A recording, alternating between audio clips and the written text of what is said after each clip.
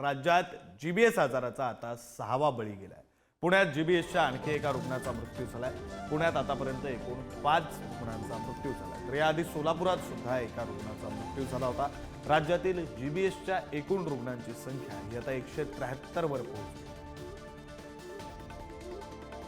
प्रतिनिधी ज्ञानेश्वर चौतमल आपल्यासोबत फोन लाईनवरून जोडले गेलेले आहेत। आपण त्यांच्याशी बोलूया। ज्ञानेश्वर, खरं तर एकूण 6 मृत्यू झालेले आहेत, त्यातला एक सोलापुरातला मृत्यू, तो सुद्धा तरुण, मुळात राहायला पुण्यात होता। पुण्यातलेच 6 मृत्यू म्हणावे लागतील।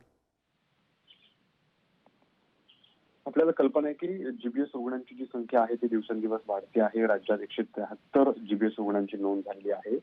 काल दिवसभरामध्ये नवीन 3 रुग्ण सापडल्याची माहिती आहे। एकूण 173 संशयित रुग्ण सापडलेले आहेत। 6 संशयित मृत्यू यापूर्वी आपण जर बघितलं तर नोंद झालेले आहेत। त्यातला एक सोलापुरातला 34 रुग्ण सध्या पुणे महानगरपालिकेच्या हद्दीत आहेत आणि 87 रुग्ण हे नव्यानं पुणे मनपा अंतर्गत समाविष्ट केलेल्या गावांमधले आहेत।